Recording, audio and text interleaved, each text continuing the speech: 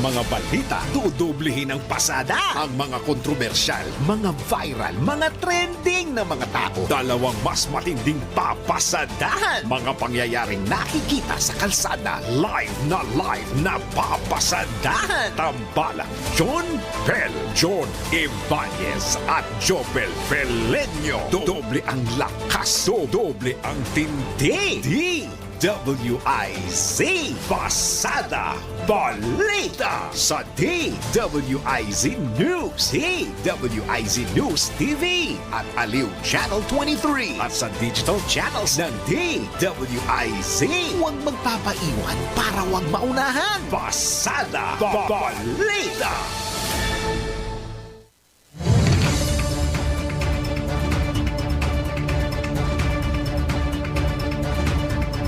Headlines sa Pasada Balita ngayong araw ng Friday, February 21, 2025. Pasada Balita. Focus ng mga senador para talakayin ang impeachment ni VP Sara ipinanawagan kay Senate President Escudero. Pasada Balita. Korte Suprema inatasan ang Malacanang at dalawang kapulungan ng Kongreso na isumite ang orihinal na kopya ng 2025 General Appropriations Act. Pasada Balita. Pangulong Marcos pinatitiyak sa AFP ang ligtas at maayos na 2025 midterm elections. Pasada Balita. Bilang ng mga namatay dahil sa shearline umabot na sa 7. Pasada Balita. Sa balitang pangkalakalan, Japanese firm nag-invest ng 1.8 billion pesos sa Pilipinas. Pasada Balita. Balita sa ibayong dagat, labi ng 4 na bihag ng Hamas, itinurn over na ng grupo pabalik sa Israel. Pasada Balita. Sa balitang pampalakasan, Gilas Pilipinas tinalo ng Chinese Taipei sa unang pagkakataon sa loob ng 12 taon. Pasada Balita. Balitang pangkalusugan, paraan para mabawasan ang fatty liver, alamin.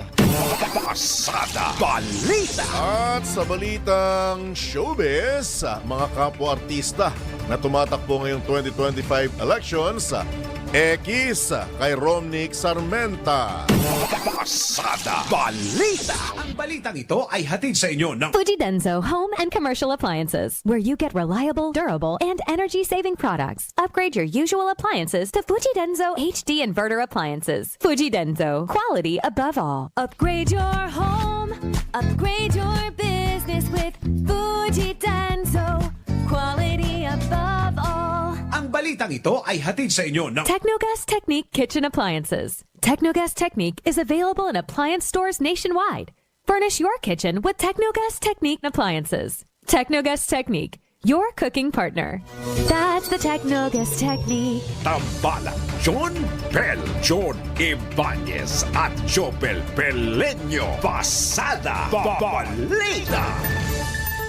Magandang umaga Luzon, Visayas, Mindanao, Pilipinas. Kami po ang inyong mga tagapaghatid balita, Johnny Ibanez. Jopel Pelenyo.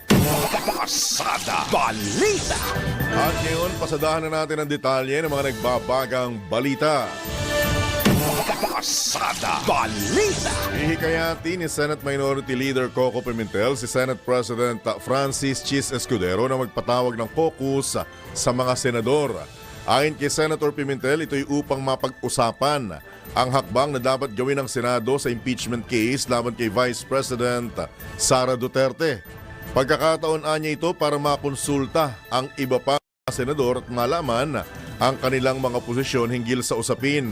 Kaugnay nito, nininiwala ang senador na hindi na kailangang magpatawag ng special session ng Pangulo para matalakay sa plenaryo ang nasabing usapin pag nag-convene ang Senado bilang impeachment court.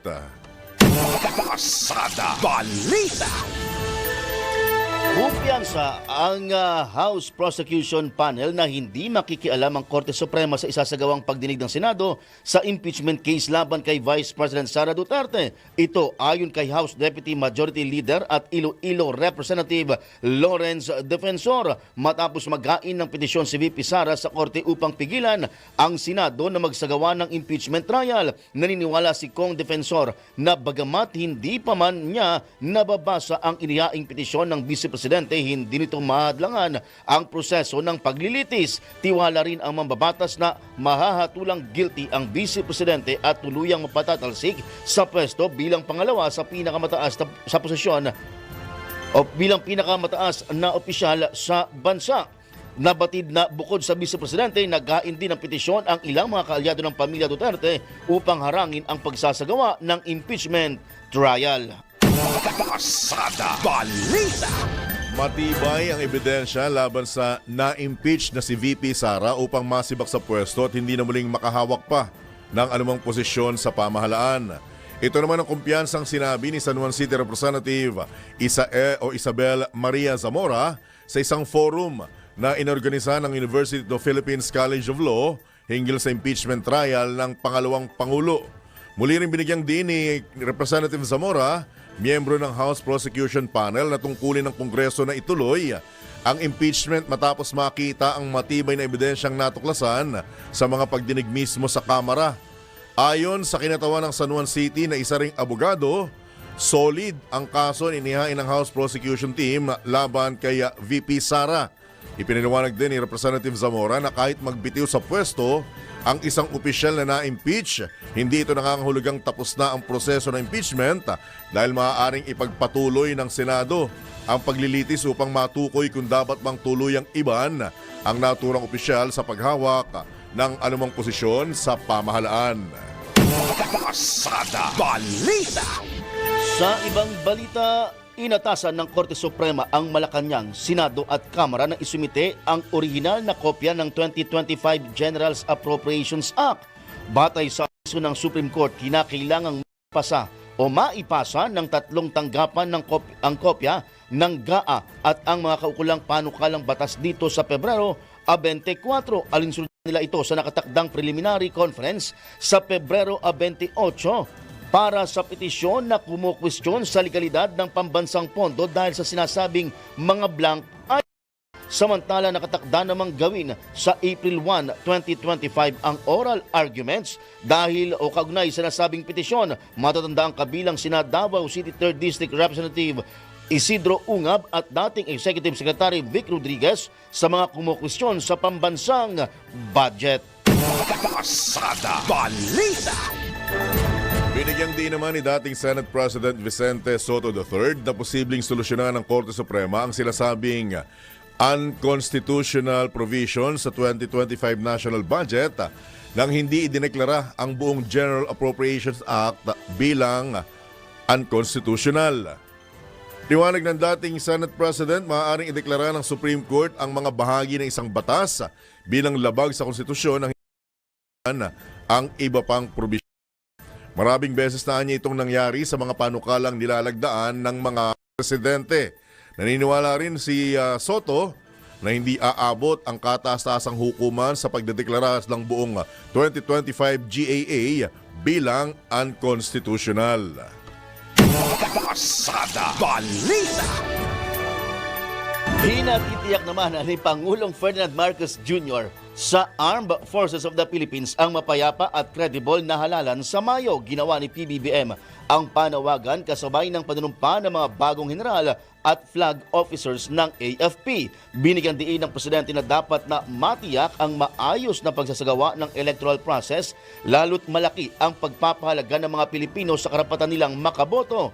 Dagdag pa ni Pangulong Marcos, hindi dapat biguin ang mga Pilipinong makikilahok sa darating na halalan at dapat ding sikapin na mapanatili ang integridad ng papalapit na eleksyon.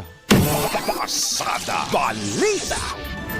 Ipinag-utos naman ng Commission on Elections sa mga survey firm na magparehistro sa COMELEC sa panahon ng halalan. Binigyan din ng COMELEC na ang tanging mga pre-registered entity lamang ang maaaring magsagawa ng mga survey sa eleksyon.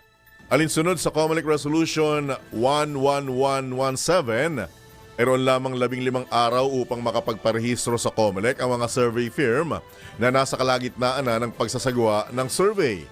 Magsisimula ang 5 araw na magsisimula ang 5 araw na deadline sa pagpaparehistro sa mga survey entity, 5 araw matapos mailathala sa mga pahayagan ang nasabing resolusyon. Ugnay nito, inabisuhan ng COMELEC ang mga media na ilathala lamang ang mga election survey na naglalaman ng pangalan ng entity na nagsagawa nito at ang pangalan ng sinumang individual, kandidato, partido o organisasyon na nagkomisyon o nagbayad para sa poll. Samantala, itinalagala ng COMELEC ang Education and Information Department ito para i-verify kung totoo ba ang mga lumalabas na resulta sa mga election survey. Pasada Balita. Itong malaking papel ang ginagampanan nitong mga survey nito. Tanggapin man natin o hindi, Kuyang Jopel, mga kabalitaktakan. Dahil sabihin man nilang official o unofficial itong resulta ng kanilang survey, ang punto niyan para sa akin, yung conditioning.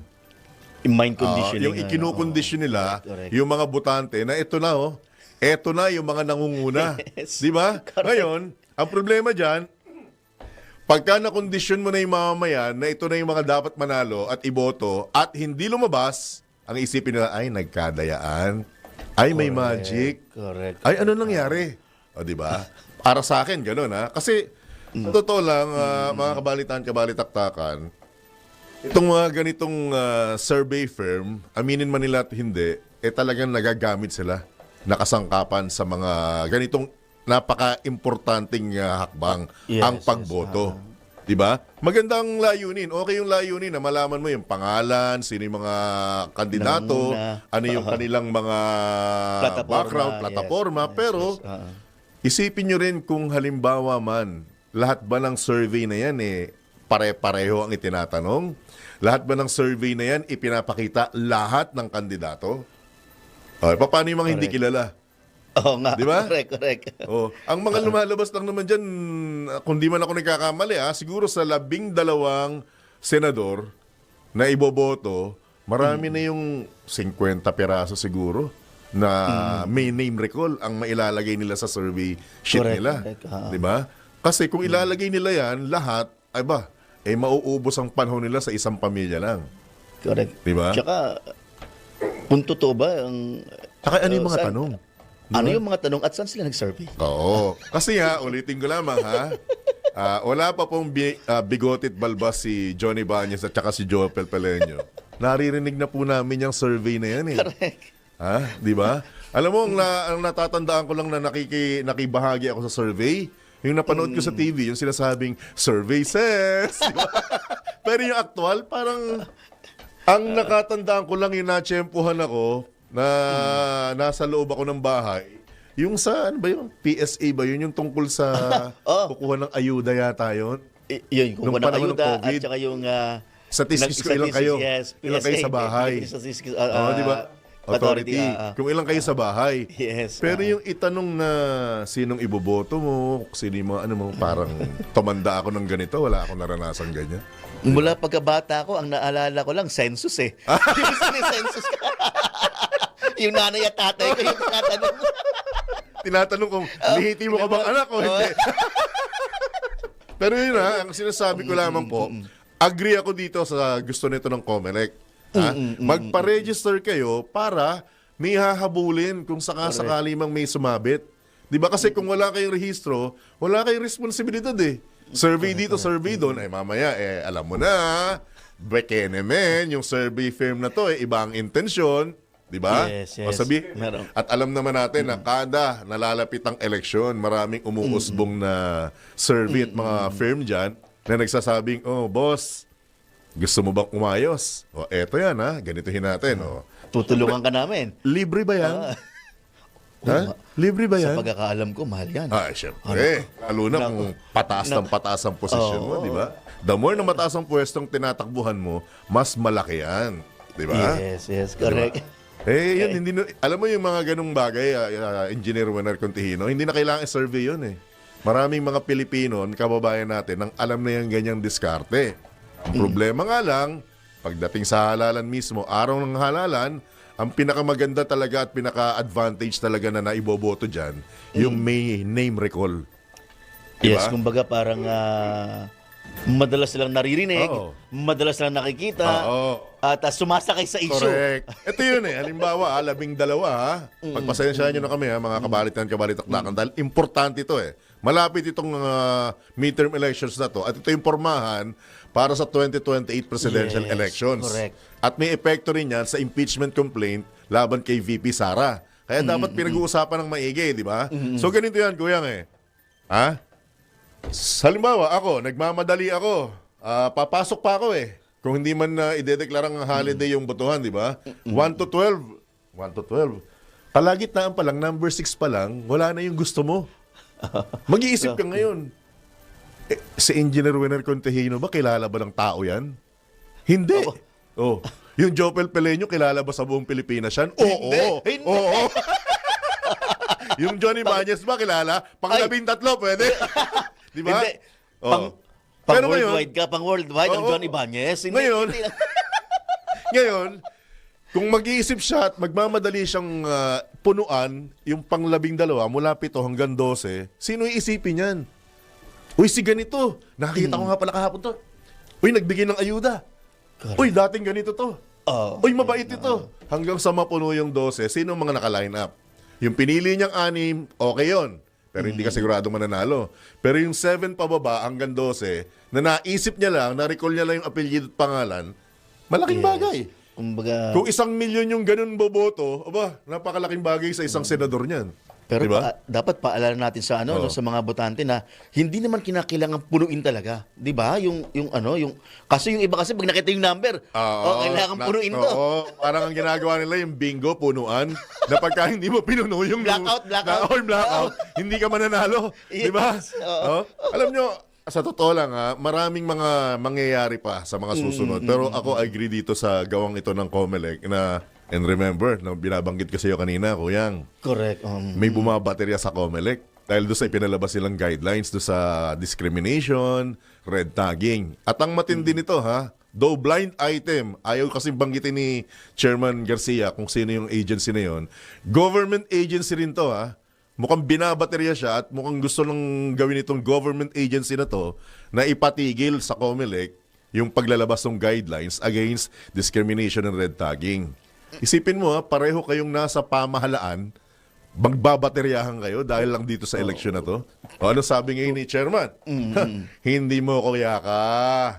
Sabi niya, hindi lang kami basta in-appoint dito. May kapangyarihan kami. Gusto mo, subukan mo. Parang ginanon niya. Hintayin natin yung susunod na hakbang nitong... May may clue. May clue. Kung susundan niyo po yung word na red tagging, baka alam niyo na kung anong government agency yung sinasabi ni Chairman na ng babaterya. Base po yan sa mga nabasa ko nung nag-a-update ako sa social media. Yung ano ba yun? News item yan. Yung ano ba yun? Alin? Ang galing mo! Nakuha mo yun! Nako, ang galing mo talaga magbasa. Pwede ka sa Senado, Congressman. Magbasa ka na. Copy, Senator. Umabot na sa mahigit kalahating porsyento ang kabuang bilang ng mga balota na imprenta ng Commission on Elections para sa 2025 midterm elections. Ayon kay COMELEC Chairman George Erwin Garcia, nasa 53% o katumbas ng 72,097,420 ang kanilang naimprentang balota. Gayunman, sinabi ni Chairman Garcia na inilipat ang itinakdang deadline ng verification process ng mga balota sa April 20 mula sa dati nitong deadline na April 14. Ito'y dahil niya sa dami ng mga balotang naimprenta na kailangang dumaan sa manual at machine verification. Dagdag pa ng PAL Body Chip, umabot na sa 12 million hanggang 13 million ang bilang ng mga balota na tapos nang i-verify. Pasada Balita. Sa pagkakataon pong ito, tumanggap tayo ng pag-uulat mula sa labas ng himpilan. Pangulong Marcos muling iginiit na ipaglalaban ang soberenya at karapatan ng Pilipinas. Detalye mula kay Patrol 13, Gilbert Perdes. Minsan pang iginiit ni Pangulong Ferdinand Marcos Jr. ang karapatan ng Pilipinas sa gitna ng patuloy na usapin sa ating teritoryo. Ang muling pagpapakita ng determinasyon na ipaglaban ng soberenya ng bansa ay ginawa ng Pangulo sa harap ng patuloy na ginagawang panunuyo para sa mga tumatakbong senador ng administrasyon. Ayon sa Pangulo, ipaglalaban niya ang soberenya at karapatan ng Pilipinas ng may diplomasya at may dignidad. Kaugnay nito, muli rin binigyan diin ng Pangulo na hindi susuko ng bansa ni isang pulgada ng ating teritoryo na inaangkin daw ng iba. Idinagdag pa ng Presidente na kailanman hindi kailangang sumunod o magpaapekto sa kagustuhan ng iba ang Pilipinas, habang binigyan din niya na tayo ang dapat makinabang sa yaman ng Pilipinas. Hindi natin isusuko ni isang pulgado ng ating teritoryo at hindi tayo kailangan sumunod o magpaapekto sa kagustuhan ng sinumang iba. Tayo ay may ganap na karapatan at dapat makinabang sa yaman ng ating minamahal na bayan. Patrol 13, Gilbert Perdes para sa Himpilang May Totong Lakas, DWIZ. Nagbabalita ng tama, naglilingkod ng tama. Kapag may bagong balita, naka-on air, agad-agad, DWIZ Patrol Report.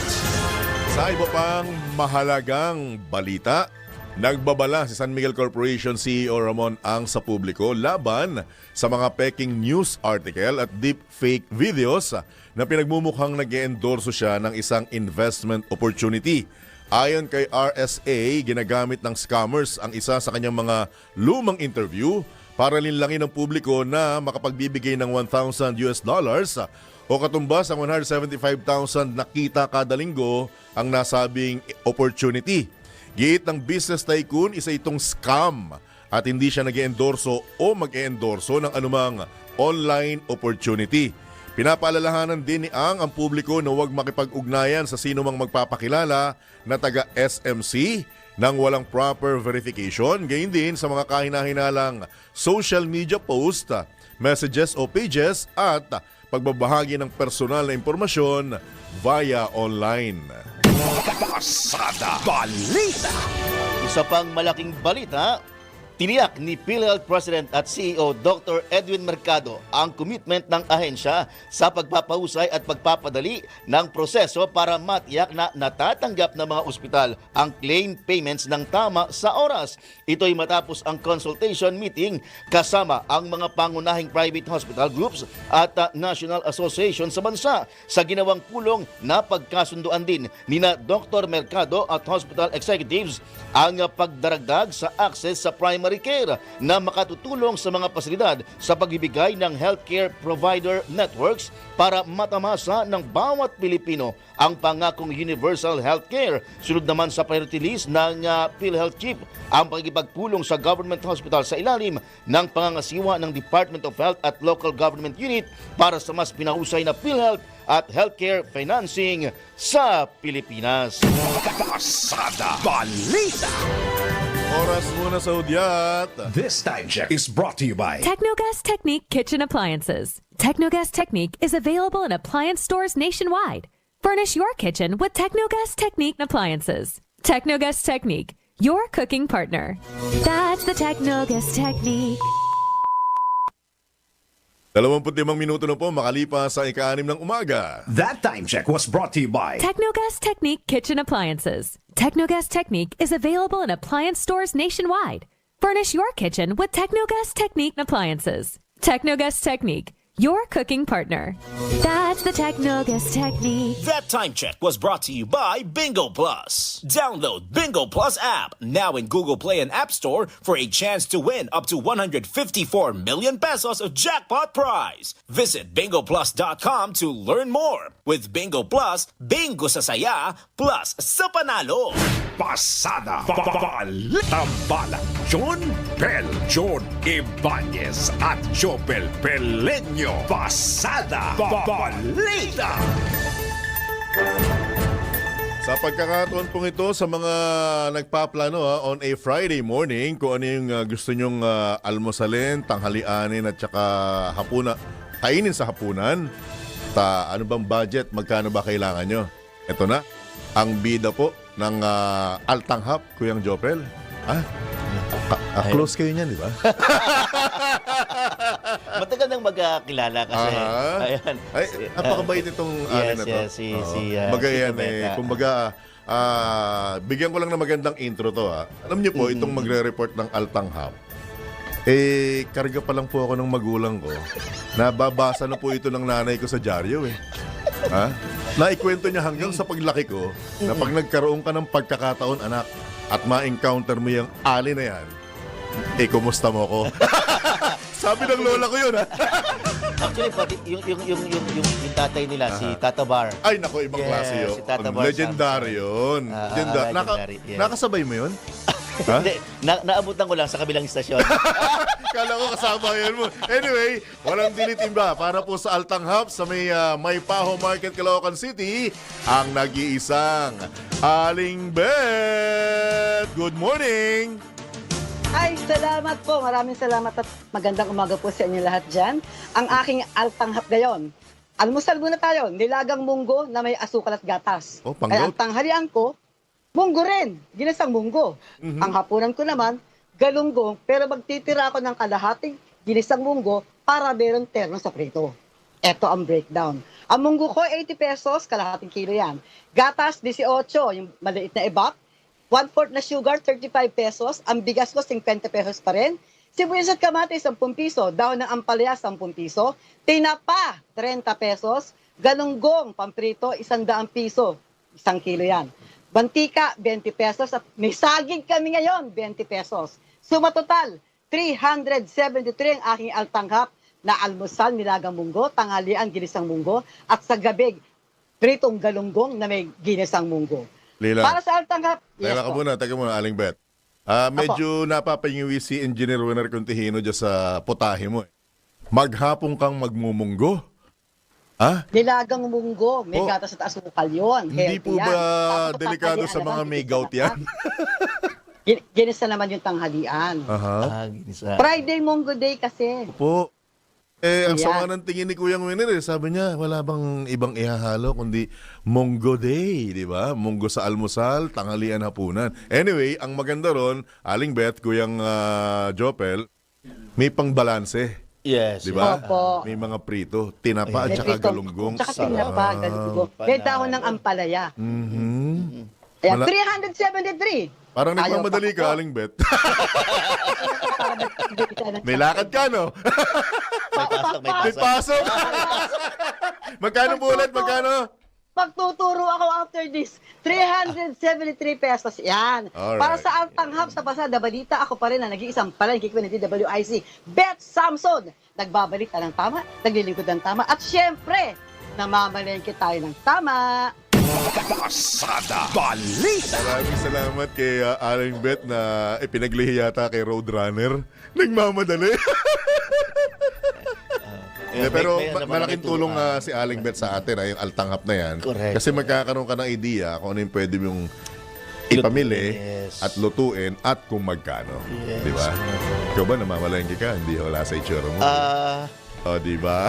Ito mga village people, Hindi hindi ka nang bahala, Han. mga village people na kagaya nito, hindi namamalengke to. Han, ikaw nga magpaliwanag. nandidiri sa, ano to eh, sa putik. Mukhang nandidiri sa putik ito eh. No. Walang ganun, pero Ano? sumasama lang ako. Uy! Wala sa itsura mo. Promise! Sabay ganun, promise. Wala sa itsura mo.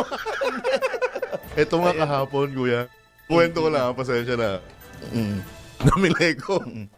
Nagulat ako, sabi ko, ha? Yan na yung presyo nyo? Oo naman. Talagang mapapakamot ka sa ulo eh. Dahil yung dating nabibili mo ng 300 plus na baboy, magandang choice cut na yun, ha? 400 plus, kuya. Di ba? Ang bigat. Oo. Yung ibang kababayan natin, sorry pero though hindi siya pang tawag dito, dapat na ipinopromote. Malaking bagay yung nauso yung buyon, tsaka yung instant na panggisa. Kasi magkano lang, lasang-lasa na eh. Correct. Lasang-lasa na yung betchin. Di ba? Di ba? Yun na lang ang ihalo mo, sabaw na lang. Oo, sabaw na yun. Saka Sabaw na. isama mo na yung kung ano man yung nabili mong gulay sa murang halaga. Ganun correct. talaga eh. Dapat dumiskarte ka. Di ba? Pero Kailangan- sa kagaya mong village people, I don't talaga. Village lang ako. Niyayari ka ni Kuya Winner, oh. Niyayari ka, sobrang tawa, oh. Hihimatayin na sa kada tawa. Pagpasok ka na ng report. Samantala, muli po tayong tumanggap ng pag-uulat sa labas ng himpilan.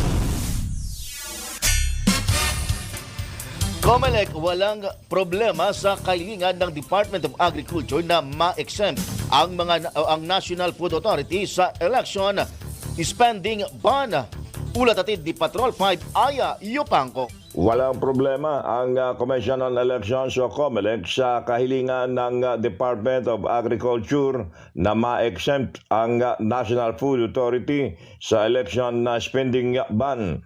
Ito ay para sa pagbebenta ng stock ng bigas sa mga local government units kasunod ng deklarasyon ng National Food Emergency sa bigas. Sinabi ni COMELEC Chairman George Erwin Garcia na kailangan lamang ang mga kondisyon na ilalatag ng COMELEC upang matiyak na hindi ito magagamit sa pamumulitika. Binigyan din ng COMELEC Chairman na maaring makasuhan ang mga lokal na pamahalaan na mamamahagi ng libreng bigas na walang pahintulot sa COMELEC. Paliwanag pa ni Garcia, may tuturing ito na pang-aabuso sa state resources, lalo na't kung pondo ng LGU ang pinambili sa bigas. Ito si Patrol number 5. Ay, pa ako para sa implemento ng lakas. DWIC. Nagbabalita ng tama, naglilingkod ng tama. Pasada Balita. Samantala, pakikiisa sa Holy Hour para sa mabilis sa paggaling ni Pope Francis, patuloy na ipinanawagan. Detalye muna kay Patrol 24, June Samson. Muling nanawagan sa mga mananampalatayang Katoliko ang Archdiocese of Manila na makiisa sa mga panalangin para kay Pope Francis. Batay sa inilabas sa sirkular ni Manila Archbishop Jose Cardinal Advincula, ay iniimbitahan niya ang mga Katoliko na makiisa sa Holy Hour mamayang alas 5 ng hapon na idarao sa Manila Cathedral para ipanalangin ang mabilis na paggaling ng Papa. Kaugnay niya ay patuloy din na hinihikayat ng Arsobispo ang mga parokya at maging ang mga komunidad sa Archdiocese of Manila na isama sa mga intensyon sa misa, Holy Hour at iba pang community prayers ang kalusugan ng Santo Papa. Si Pope Francis ay na-diagnose ng double pneumonia pero ayon sa Vatican ay stable na ang kondisyon nito ngayon. Ito si Patrol 24, June Samson. Para sa impilang may todong lakas, DWIZ, nagbabalita ng tama, naglilingkod ng tama. Kapag may bagong balita, naka-on air, agad-agad, DWIZ Patrol Report. Samantala, tumanggap din tayo ng pag-uulat mula sa ating Ronda Probinsya. 200 magsasaka ang makikinabang sa bagong solar power irrigation pump sa Tarlac. Sino nagsabi nito? At alam natin mula kay Jennifer Go. Pinasinayaan ng bagong solar power irrigation pump sa Barangay Iba, San Jose, Tarlac. Ang nasabing irigasyon ay malaking tulong para sa humigit kumulang 200 magsasaka ng nasabing barangay kung saan ito ang pangunahing kabuhayan sa kanilang lugar. Ayon sa Iba Sula Association Farmers, hirap ang mga magsasaka sa tuwing sasapit ang tag-init sa kanilang lugar na nagiging dahilan din ng mababang kita. Ilang taon na din ang lumipas na tanging machine pump lamang ang kanilang nagagamit para sa kanilang patubig na malaking pahirap din sa kanila lalo na at mataas ang presyo ng krudo. Ngayon ay malaking pasasalamat nila dahil bukod sa magandang supply ng tubig ay makakatipid na din sila dahil sa solar irrigation system na naipagkaloob sa kanila. Ang nasabing pinasinayaan ay sa pangunguna ni Congresswoman Marisa Delmar Magsino ng OFW Party List katuwang ang Department of Public Works and Highways o DPWH at ni Tarlac 2nd District Congressman Christian Yap. Ito si Ronda Patrol Jennifer Go ng Tarlac para sa may himpilang may todong lakas DWIZ. Nagbabalita ng tama, naglilingkod ng tama. Pasada Balita.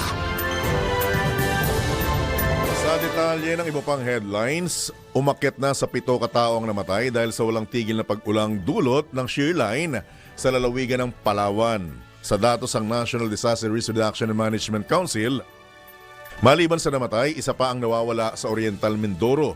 Umabot naman sa halos 30,000 pamilya o katumbas ng mahigit 107,000 individuals ang apektado ng shear line mula sa 116 na mga barangay sa Palawan at Oriental Mindoro. Nabanggit na bilang mahigit 2,000 katao pa ang pansamantalang nanunuluyan sa ilang mga evacuation center. Nagdeklara naman ang 4 na munisipalidad sa Palawan ng state of calamity dahil pa rin sa epekto sa kanila ng shear line. Pasada Balita. Umabot na sa 477.77 million pesos ang halaga ng pinsalang idinulot ng shear line sa sektor ng agrikultura. Ayon sa Department of Agriculture, naitala ang pinsala sa mga sakahan, livestock at poultry sa rehiyon ng Mimaropa, Bicol, Eastern Visayas. Batay sa datos ng DADRRM Operation Center, ang nasabing halaga ng pinsala ay katumbas ng halos 9,000 hektarya ng agricultural areas o production loss na nasa mahigit 21,000 metric tons. Sinabi ng ahensya na pinaka-naapektuhan ng rice sector ang rice sector kung saan pumalo sa mahigit 8,000 hectares o katumbas ng halos 400 million pesos ang halaga ng pinsala. Aabot naman sa mahigit 7,000 magsasaka ang naapektuhan ng pag-ulang dulot ng shear line. Patuloy na vina-validate at ina-assess ng DA ang pinsala sa agriculture at fisheries sector upang matulungan ang mga apektadong magsasaka at mangingisda. Pasada Balita. Itinanggi ng Department of Agriculture na sila ang may kasalanan sa nadiskubring bukbok sa ibinebentang bigas sa kadiwa ng Pangulo sa Quezon City. Ayon mismo kay Agriculture Secretary Francisco Chu Laurel Jr., pinahold ang pagbebenta ng nasabing bigas kaya't iniimbestigahan na nila kung sino ang responsable sa pagbebenta ng mga nasabing bukbok na bigas. Napag-alaman din na hindi NFA rice ang ibinentang bigas na may bukbok. Iginit pa ng kalihim na isang isolated case lamang ang nangyari. Kaugnay nito, tiniyak na Secretary Laurel na paigtingin pa nila ang quality control measures para sa Rice for All program sa kadiwa ng Pangulo, STOLS. Pasada Balita. Ano na ko yung Jopal, ha? Yung item na isusunod mo. Kasi meron bang sumisi sa kanila? Sila ang may kasalanan. Bakit nakadepensa agad tong DA na to? Wala akong naalala. Wala rin ako naalala. Lagi lang nating sinasabi ay pagdating sa NFA, kay NFA Administrator Larry Laurel, wala pong nabubulok na bigas. Ang term na ginagamit niya ay aging. Yes. Diba? Pagka po ba ang aging na bigas at tumatanda, hindi po ba ito binubukbok? Aba, hindi ko alam. Ang tagal mo sumagot. Kala ko pinag-isipan mo maigi sa siguro. Hindi, ang sa akin lang, di ba? Unang-una, wala namang sumisi. Pangalawa, ang hinihintay nga po namin, with your indulgence, Secretary Laurel, hinihintay namin yung resulta ng investigasyon. Yes. Kasi nung isang araw pa tong sinasabi nyong iimbestigahan ninyo eh. Di ba? Bakit ang follow-up na storya is parang defensive kayo, di ba? Wala akong narinig ha. Kahapon nung isang araw, wala akong narinig na mukhang sinisisi sila sa nangyari, di ba? Correct. Ang binabasa natin, isolated case, binanggit nyo na po yan, at magkakaroon kayo ng investigasyon. Bakit ngayon parang salagang lumalabas at hindi resulta ng investigasyon? Baka ongoing pa. Oo nga. Ongoing pa. Baka naman abutin tayo ng aging bago magkalabas ng resulta ng investigasyon na yan. Baka mabulok na yung... Sorry NFA. Walang bukbok, walang bulok, walang... Baka abutin na po ng pagkaluma yung bigas bago po lumabas yung resulta na yung investigasyon. Pagandahin naman natin pagka-aging. Ikaw naman talaga. Sorry po, ako po yung humihingi ng paumanin sa pagiging demanding po namin. Imbestigahan na nga, gusto mo pa may resulta. Samantala, sa ibang balita, tutuloy ka na to ha? Ano ka mo? Ibang balita na tayo. Umayos ka. Nakamonitor si attorney.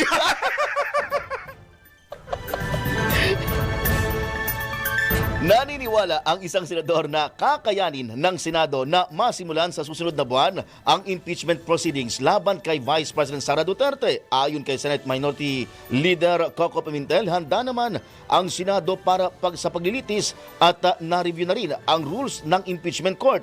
Gayunman, nilinaw ng senador na hindi naman nangangahulugang haharap na agad ang mga testigo sa kaso sa pagsisimula ng impeachment proceedings. Binigyan din ni Senator Pimentel na sisimulan pa lamang ang proseso gaya ng panunumpa nila bilang impeachment judge at pag-aproba ng umiiral na impeachment rules. Pasada Balita. Oras muna, Engineer Winner Contahino. This time check is brought to you by Whirlpool Home Appliances that make everyday living so much easier. From washers, dryers, refrigerators, microwave ovens, cooking products, to air cons, air purifiers, and dishwashers. Whirlpool, sensing what matters today. Making your world a little easier. Whirlpool. 13.5 minuto na lamang, alas 7 na ng umaga. That time check was brought to you by Whirlpool Home Appliances that make everyday living so much easier. From washers, dryers, refrigerators, microwave ovens, cooking products, to air cons, air purifiers, and dishwashers. Whirlpool, sensing what matters today. Making your world a little easier. Whirlpool. Oras hatid sa inyo ng Arena Plus. Sa Arena Plus, astig sa sports. Download Arena Plus app now in App Store. You can watch it also on arenaplus.ph. Sa Arena Plus, astig sa sports. Gaming is for 21 years old and above only. Keep it fun, game responsibly. Pasada Balita. Jigga Manikad po, bilang isang broadcast journalist, nakasanayan ko maging mapanuri. Kahit na sa food supplement ko, bilib ako sa MX3 dahil ito ay tested and proven na may alpha, beta at gamma mangosteen. Bukod dyan, cholesterol and fat-free. That goes well with my healthy diet and workout. May seal of quality excellence at gawa sa ISO at GMP certified na planta. MX3, dito ako bilib. Mahalagang paalala, ang MX3 capsule ay hindi gamot at hindi dapat gamiting panggamot sa anumang uri ng sakit. Picture a place adorned with lush greenery, gently swaying trees, a haven where time seems to stand still. Eternal Gardens provides a sanctuary for remembrance, a place where the memories of your loved ones can bloom forever. Eternal Gardens, a glimpse of heaven on a patch of earth. Habang hinihintay ang eleksyon, mag-research at i-educate ang sarili bago pumili ng iboboto. Ito sa Patrol 19, Sally Ortega Bueno. Paalalang dapat isipin at gawin. Bahagi na. Iboto ang tama. Itama ang boto. DWIZ Election Coverage. Dahil ang balita hindi tumitigil. Dahil ang balita tuloy-tuloy na nangyayari. Dapat alam mo ang latest kahit ang mga taong nasa likod ng balita. Kaya makibalita kay Senyor Balita! Araw-araw, Lunes hanggang Biyernes, kasama si Ray Pacheco. Live na mapapakinggan sa DWIZ. Panoorin ang live sa Aliw 23 at naka-live din sa DWIZ Facebook, YouTube at DWIZ News website. Kaya mga senyorito at mga senyorita, mga senyor, mga senyora, makibalita na kay Senyor Balita. Monday to Friday, alas 3 ng hapon. Bahagi pa rin ng DWIZ News Hapon Highlights. Nagbabalita ng tama, naglilingkod ng tama. Alamin kung bawal o hindi. Dahil kung di mo alam to, kaso ang kakaharapin mo sa NBI. Nako, bawal ito. Pinasweldo ka ng employer mo ng mas mababa sa mandated minimum wage? Naku, bawal ito. Ang bawat rehiyon sa bansa ay mayroong sinusunod na minimum wage na inisyu ng Regional Tripartite Wages and Productivity Board. Pero paano kung hindi na nga sapat ang kinikita mo? Binawasan pa ng employer ang sweldo mo. Nako, bawal yarn. Nakasaad sa Republic Act No. 8188 na inamyendahan ang wage law ng Pilipinas, nararapat bayaran ng employer ang halaga ng minimum wage ng isang empleyado base sa wage order ng kinabibilangan na rehiyon. Ang sinumang employer na sumuway o magpasahod ng mas mababa sa nakatakdang minimum wage ay maaaring magmulta ng 25,000 piso hanggang 100,000 piso o makulong ng 2 hanggang 4 na taon. Kung may pasaway kang employer, maaari kang mag-file ng complaint sa regional offices ng National Labor Relations Commission at sa tanggapan ng Department of Labor and Employment. Kaya naman paalala sa mga employer, minimum wage lang ang hinihingi sa inyo at hindi pa ang livable wage. Magpasahod ng tama para hindi ka masabihan ng, nako, bawal ito! Pagdating sa voting center, magpunta sa Voters Assistance Desk or VAD para kunin ang inyong sequence number at assigned room or precinct. Larry Gadon po. Paalalang dapat isipin at gawin. Bahagi na. Iboto ang tama. Itama ang boto. DWIZ Election Coverage.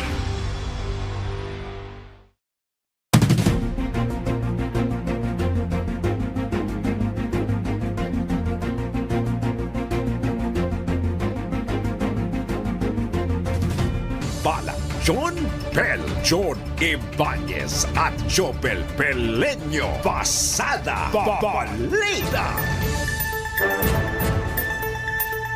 Usaping impeachment pa rin, nilinaw ni House Secretary General Reginald Velasco na wala pang natatanggap na opisyal na kopya ang Kamara kaugnay sa inihaing petisyon sa Supreme Court na kumukwestiyon sa impeachment complaint na inihain laban naman kay VP Sara.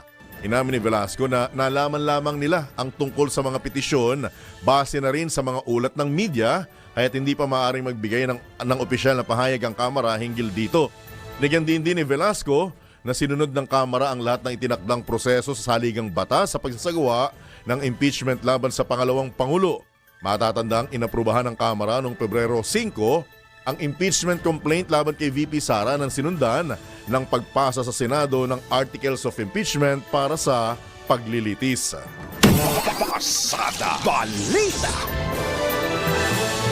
Sa kaugnay na balita, binigyang diin ni House Majority Leader at Tingog Party List Representative Jude Asidre na pagpapakita ng takot sa impeachment trial ang paghahain ni Vice President Sara Duterte ng petisyon sa Korte Suprema. Bukod aniya ito sa kaparehong petisyon na inihain ng ilang abogadong kaalyado ng pamilya Duterte mula sa Davao. Ayon kay Congressman Asidre, lumalabas ang pagiging desperado ng pangalawang Pangulo at malinaw na takot ito dahil malapit nang maungkat ang katotohanan. Naniniwala ang mga mamabatas na mabigat ang mga ebidensyang laban kay VP Sara, kabilang na ang assassination plot nito o bantang pagpapatay kina Pangulong Ferdinand Marcos Jr., First Lady Liza Marcos at House Speaker Martin Romualdez. Matatanda ang hiniling ng Vice Presidente sa SC na pigilan ang napipintong paglilitis ng Senate Impeachment Court kung saan maisa sa publiko ang mga ebidensya laban sa kanya.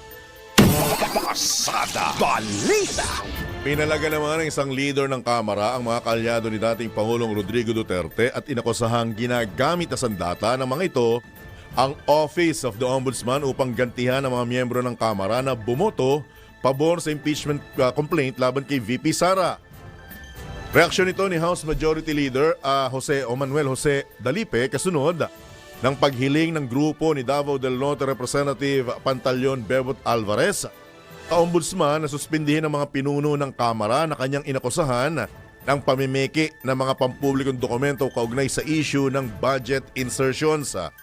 Ayon kay Congressman Dalipe, isang desperadong pagtatangka ang panawagan ni Congressman Alvarez para sa suspensyon at gawing sandata ang Ombudsman dahil sa paghihiganting pampolitika dahil nananatiling matatag ang Kamara sa pagtataguyod ng transparency at accountability anuman ang political affiliations. Iwala naman ang House Majority Leader na hindi magpapagamit ang Ombudsman sa mga kaalyado ng mga Duterte na tinagurian niyang political games.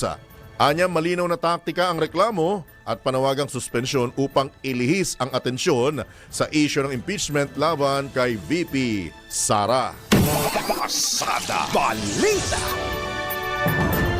Sa ibang balita, walang kapangyarihan ang Commission on Elections o COMELEC na alisin sa pwesto ang mga nanalong kandidatong may pending disqualification case. Ito'y sa oras na manumpa sa pwesto ang mga nanalo alinsunod sa saligang batas. Sa panayam ng DWIZ, iginiit ni COMELEC Chairman George Erwin Garcia na ang House of Representative Electoral Tribunal ang magdidesisyon para sa party list habang sa senador naman ang Senate Electoral Tribunal.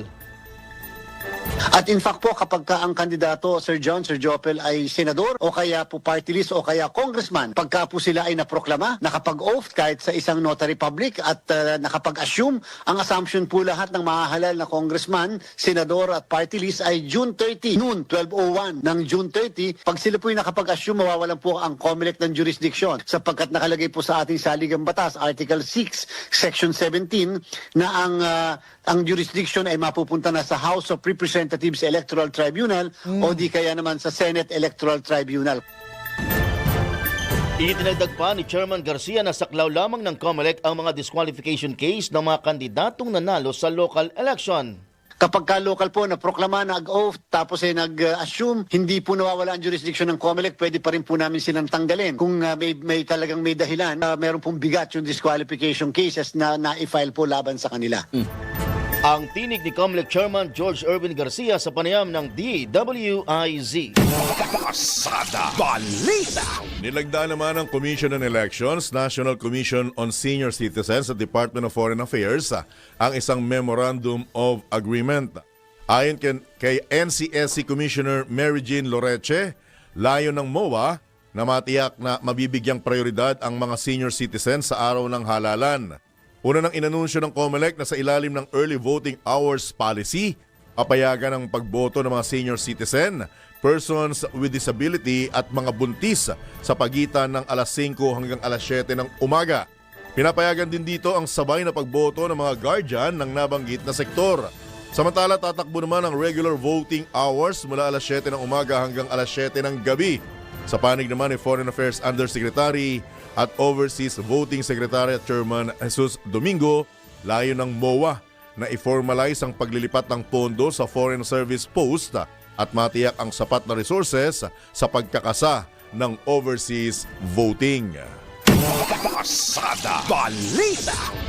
Siniguro ng Commission on Elections o COMELEC Quezon City na aayusin ito ang mga makinaryang gagamitin sa 2025 midterm election sakali mang masira ang mga ito. Ayon kay Attorney John Fajardo ng COMELEC QC, bahagi ito ng kanilang contingency plan sakaling may masirang bagong makinarya sa halalan. Dagdag pa ni Attorney Fajardo na kung may masisira mang makinarya, una muna itong susuriin ng mga technicians na itatalaga sa mga paaralan kung saan ire-report ito sa main office kapag nakumpirmang hindi gumagana at dadarin sa repair hub upang ayusin at palitan kung kinakailangan. Una nang sinabi ni COMELEC Chairman George Erwin Garcia na sa kauna-unahang pagkakataon magkakaroon ng mga repair hub ang PAL body sa mahigit 100 lugar sa buong bansa. Pasada Balita! Panahon na upang magkaroon ng equal o pantay na minimum wage sa buong bansa, lalo pat mistulang makupad kumilos sa mga petisyon ang mga Regional Tripartite Wages and Productivity Board. Sa pamamagitan ng pantay na minimum wage sa buong kapuluan, naniniwala si Senator Amy Marcos na hindi na magsisiksikan sa Metro Manila ang mga manggagawa. Sinabi ni Super Ate na bulto ng mga taga-probinsya ang nakikipagsapalaran sa Kamaynilaan dahil sa mas malaking sahod kumpara sa mga probinsya o lalawigan. Masyado anyang malaki ang agwat ng 640 pesos minimum wage sa Kalakang Maynila kumpara sa 440 pesos sa mga probinsya, samantalang mas mahal pa nga ang ibang bilihin sa mga lalawigan. Dagdag pa ni Senator Amy na ang mataas na presyo ng mga bilihin ang punot dulo ng problema ngayon ng mga Pilipino kaya't kailangang gawing makatwiran ang kanilang mga sahod. Pasada Balita! Mantala, antabayanan niyo po maya-maya lamang ang napakagandang February's Love Quotes mula sa aming Chairman, Boss D. Edgard A. Cabangon. Tambalang John Bell, John Ibanez at Jopel Pelenyo. Pasada Balita. Ang mga balita, dudublihin ang pasada. Ang mga kontrobersyal, mga viral, mga trending na mga tao. Dalawang mas matinding papasadahan. Mga pangyayaring nakikita sa kalsada. Live na papasadahan. Tambalang John Bell, John Ibanez at Jopel Pelenyo. Doble ang lakas, doble ang tindi. DWIZ Pasada Balita sa DWIZ News, DWIZ News TV at Aliw Channel 23 at sa digital channels ng DWIZ. Huwag magpapaiwan para huwag maunahan. Pasada Balita.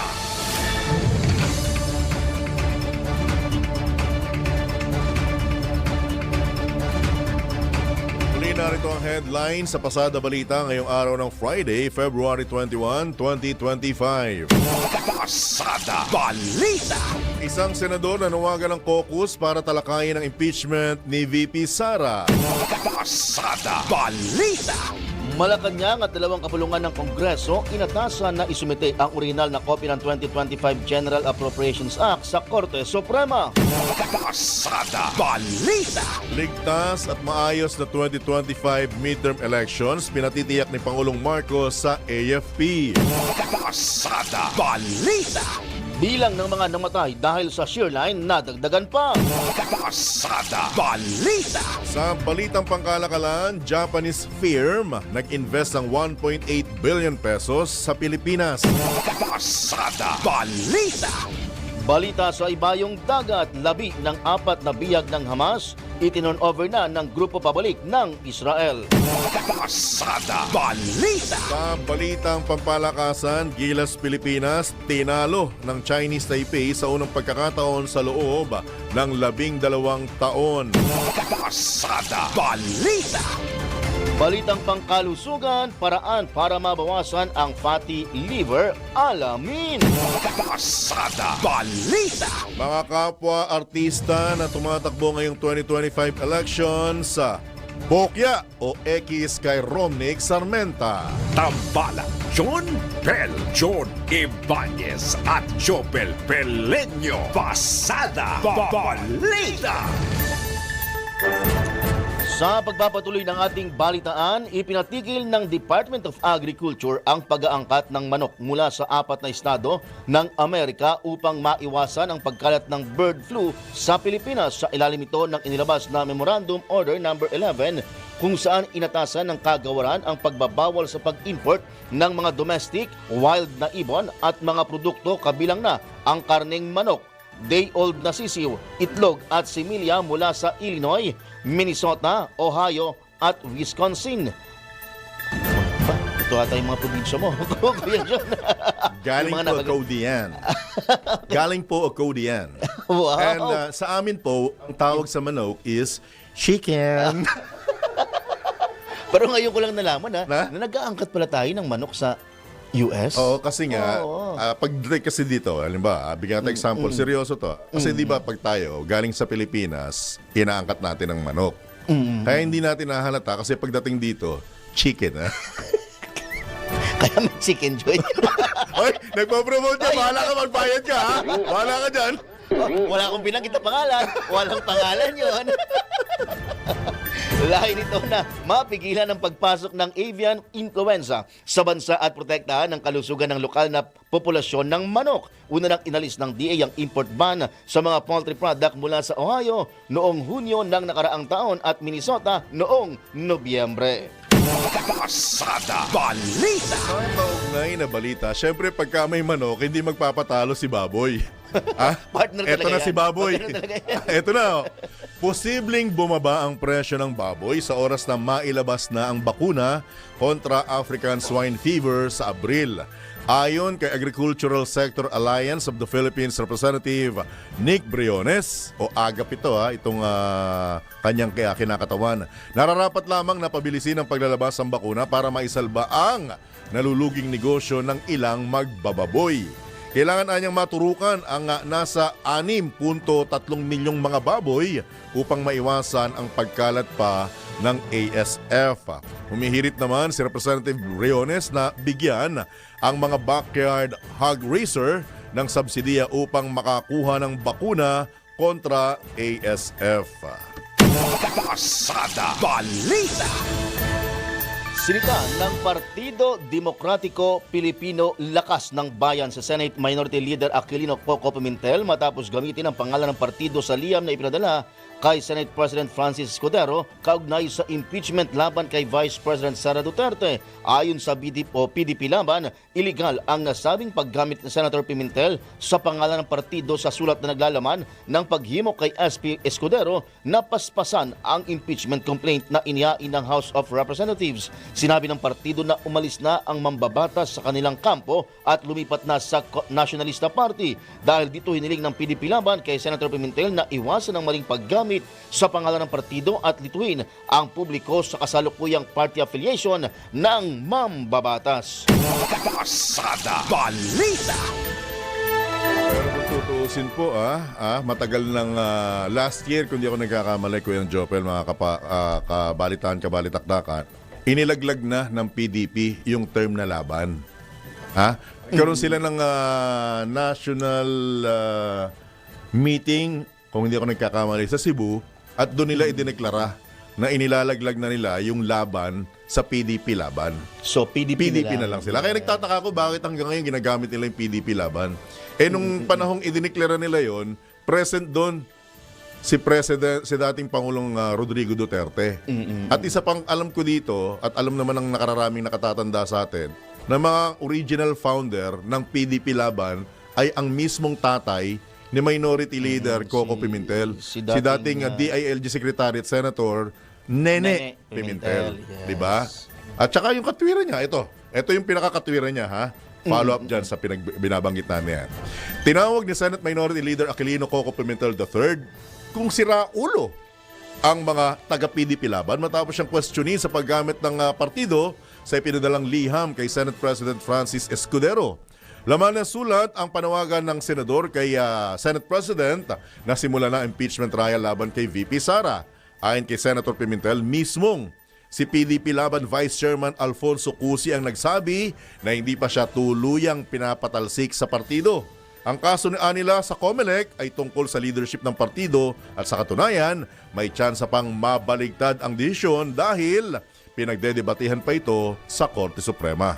Sira pala ulo nila, sasabihin nila sa akin na hindi pa nila ako kinikick out sa party.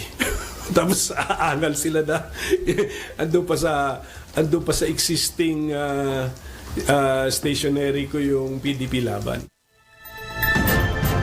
Yan po ang tinig. Paliwanag ni Senate Minority Leader Aquilino Coco Pimentel III. Pasada Balita. Samantala, naaalarma ang Philippine Statistics Authority o PSA sa tumataas na bilang ng pagbubuntis at pagpapakasal ng mga teenager. Sa datos ng PSA, mahigit 200 kababaihan, edad 17 pababa ang ikinasal noong 2023, mas marami ng mahigit 3 beses sa kalalakiang ikinasal sa parehong edad sa kaparehong taon. Ayon kay PSA Vital Statistics Division Officer in charge Marjorie Villaver, 233 ng mga babae at 71 na lalaki edad 18 pababa ang nagparehistro ng kanilang kasal noong 2023. Grabe po, pababa ng pababa yung edad. Yun nga itatanong ko 17 years old pababa, kinakasal na ngayon? Ha? Considered minor yan Yes, diba? dapat hindi pa. Ha? Meron? Alam ko sa probinsya, pwede. Lalo na pag pinagkasunduan sa ganyang edad. Pero sa probinsya ba binanggit? Hindi, di ba? Walang nationwide sa lugar. Di ba nationwide? Ganun na ba kababa ang edad ng pwedeng ikasal? Which is dapat nababantihan to di ba? Ang alam ko dyan, 18 years old sa babae, 21 years old sa lalaki. Nabago na ba yung batas? Parang naiskupan tayo doon, Kuya Jopel. Wala tayong, di ba? Narinig, nabalita, na gano'n, o naibalita. Nung narinig ko yung binanggit mong edad, ipuputulin na sana kita kaso ikaw ang nag-react di ba? Parang nakakagulat, di ba? Kaya ganun na ba ngayon kababa ang Sa standard ng minor. ng Yes, pagkakasal, minor, which is- 'di ba? Doon po sa mga nasa CBCP or sa Catholic Church at saka sa nasa mga nasa legal, yung mga nagkakasal. Mayor kasi pwede. Abogado alam ko pwede, judge pwede. Yes, Pwede na po ba talaga? Civil wedding. Oh, civil wedding? Pwede ba talaga 17 years old pa baba? Ha? Baka naman, ewan ko kung sa civil ba ito Kasi nagpakasal o... sa kagaya nating dalawa na aminado tayong piniko tayo, kuya. Nakagugulat. Ha? 17 years old pa baba. Yes, yes. Diba? Ang sino yung producer natin? Binibining Kat Gonzales. Baka pwedeng paki-set natin to by Monday. Yes. It's yes. either church official or nasa legal department. Para malaman lang natin kung totoo ba 17 years old pa baba. Ikinakasal na. Aba. Ang inaano ko naman, ang iniisip, may kasalang bayan kasi. Kuya, hindi kaya sorry, nasilip, hindi sorry, kaya na ano doon, nakalusot? Ang alam ko sa pagkakasalang bayan, ito yung mga walang cannot afford na magkaroon ng bonggang kasal o kaya yung nagsasama na nahikayat ng lokal na opisyal na ikasal ko na kayo para legal ang inyong pagsasama. Isang paraan din yan para maging pogi ang LGU official, di ba? Pero yung edad, alam ko, kuya nga, kasi dumaan din ako sa mahigpit na proseso ng ikakasal. Dahil for your information, mga kabalitan-kabalitaktakan, twice ako kinasal. Ha? Masama ang tingin mo. Ikinasal ako sa legal at saka sa simbahan. Ikaw talaga. Ang sama kaagad ng tingin mo, napapasa ko talaga kaagad sa mata mo na, Wala anong naman. basis kang kinasal? Wala. Ang sinabi ko na, sobrang mahal mo ang iyong Sa misis. kabila ng ako'y pinikot. Pinikot. Kaya dalawang beses akong pinakasalan. Tapos na ba yung ano mo? Hindi talagang nagulat ako. Sorry po mga kabalitan-kabalitaktakan. Alam nyo naman ako eh. Pagka talagang may intriga sa storya, talagang nagbabatin ako eh. Eto pa, baka umalma ka pa nito. Walk out O yan ako. dyan. Sa mga ikinasal, 13 anyos ang pinakabata. Ay, Sus Mario Joseph, Na sana babae. pala tinapos mo muna yung storya mo. Diba? 13 anyos! Habang 12 anyos naman ang pinakabata sa lalaki.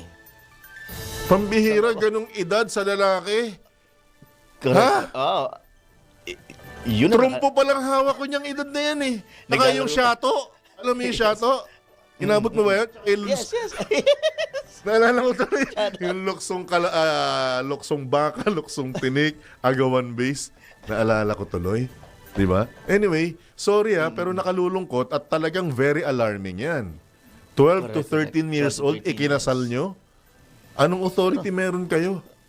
Di ba? Hindi pa nila Parang naisip. labag sa batas yan eh. Hindi pa nila naisip. Minor yan eh. Correct. Sa edad pa lang na 13 at 12. Sus Maria. Mahalata mo na wala pang kamuang-muang tong mga to. Yung mga edad ko niyan, nangungupit pa ako sa lola ko niyan eh. Correct. Pambili ng bebel gum. Di ba? Tapos ikakasal nyo ako. Yung nakasabit na pantalon ng tatay mo, ng nanay yung mo. wallet nandun. Kung may barya sa bulsa. Sorry po pero dinadaan lang namin sa tawa kasi sa totoo lang bilang isang magulang, at ako'y may apo na, hindi ko naman itinatanggi yan, dapat kong bantayan yung apo kong 3 years old. Dahil after 10 years, pwede na siyang ikasal? Sus Mario Joseph naman, anong nangyayari sa mundo natin? Di ba? Siguro pag may nag-question dyan, malamang ipawalang bisa. Mapapawalang bisa yung kasal. Actually, Kasi ang tanong dyan, legal ba? Na nasa batas na ba natin na 18 years old pababa? Di ba? Pwede nang ikasal.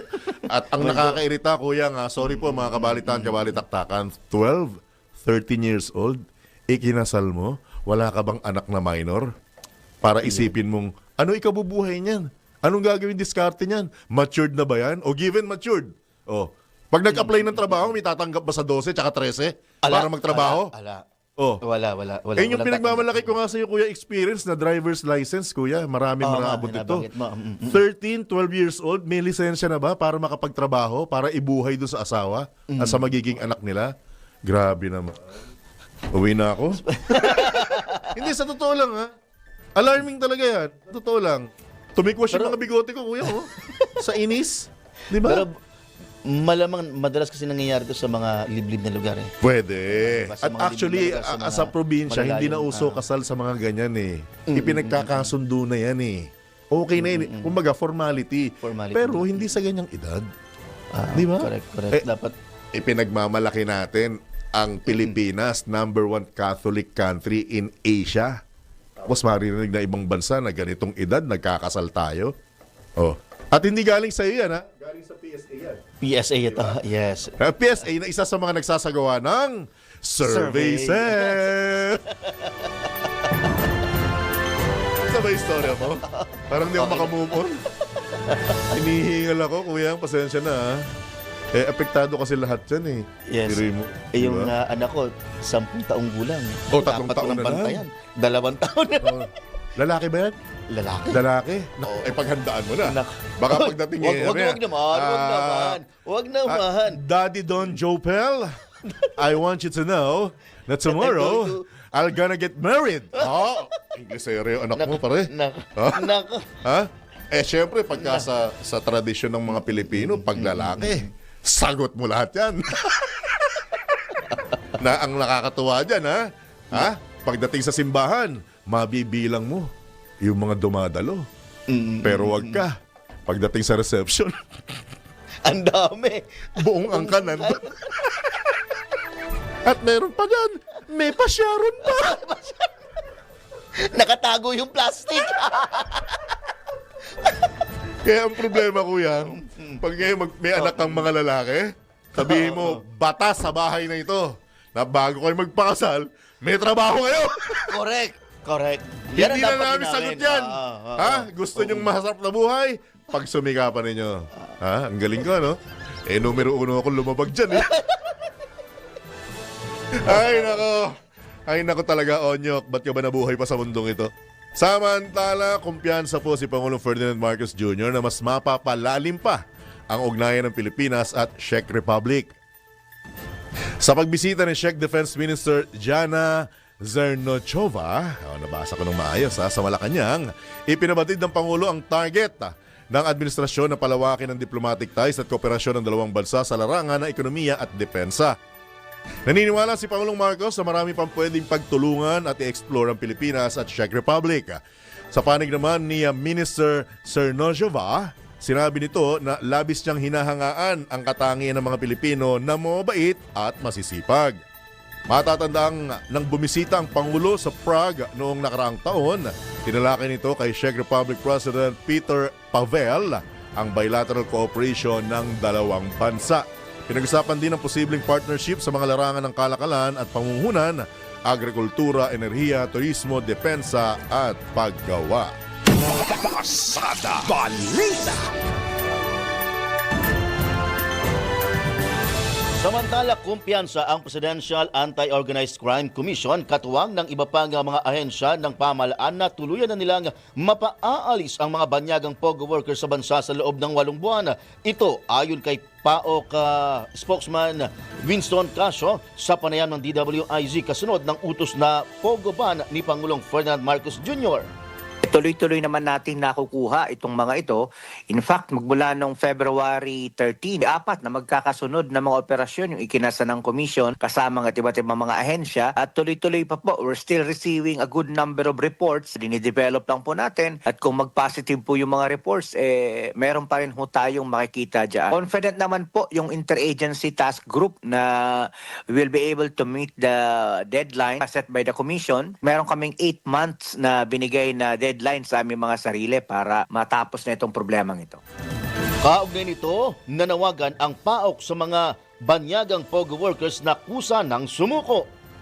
Ang aming pakikiusap na rin na sana yung mga natitira pa dito na siguro hindi lang makaalis yung iba kasi wala nang mga pera. In fact, kagabi, merong isang Chinese na nag-walk-in ay na-rescue ng Pasay Police kasi pag-alagala na rito sa Pasay at nakita nila parang nanlilimahid na, dinala na dito sa aming sa aming custodial facility. So may mga ganong mga sitwasyon. Marami na kaming nakuhang mga ganyan, mga parang refugees na sila. Ang tinig ni PAOK spokesman Winston Casio sa panayam ng DWIZ. Pasada Balita. Minahon ka mo yan, Jopel, ha? Puso mo, ha? May 2 years ka pa. Wag naman. Buti na lang yung dalawang anak kong wala pang mga pamilya eh. Ang pangako nila eh, huwag ka mag-alala. Magpapayaman muna ako bago ako mag-asawa. Oo. Suportado ko kayo. Huwag nyo lang kakalimutan si Papa. Ramdam Si Allen, Kuya Winer, si Allen, sabi niya, magpapayaman muna ako bago ako mag-asawa. Good for you. Don't be like that. Tsaka yung bunso ko, mukhang mas matayog ang pangarap nun eh. Babae kasi. Di ba? Anyway, balikan natin mamaya yan kasi importante rin to. Nasa preliminary investigation at submitted for resolution na sa Department of Justice ang mga kaso ni na Lucky South 99 Incorporator Cassandra Leong at dating presidential spokesman Harry Roque. Bukod dito, ayon kay spokesman Winston Casio, sinampahan na rin ng civil at forfeiture cases ng PAOK ang mga may-ari at iba pang personalidad ng Baofu o Zone E1 Technology, kabilang ang grupo ni dating Bamban Tarlac Mayor Alice Guo na kilala rin sa Chinese name na Guo Huaping. Sa press briefing sa Malacanang, idinagdag ni Dr. Casio na may iba pang kaso ang naghihintay na lamang ng resolusyon mula sa DOJ. Una nang sinabi ng PAOK na tukoy na nila ang kinaroroonan ni Atty. Roque, ngunit hindi nila ito maaaring isa publiko dahil may nakasasaklaw dito ng mga ahensya ng pamahalaan. Pasada Balita. Umabot naman sa 753 tauhan ng Philippine National Police o PNP ang sinibak sa loob ng mahigit 10 buwang pamumuno ni PNP Chief General Romel Francisco Marbil.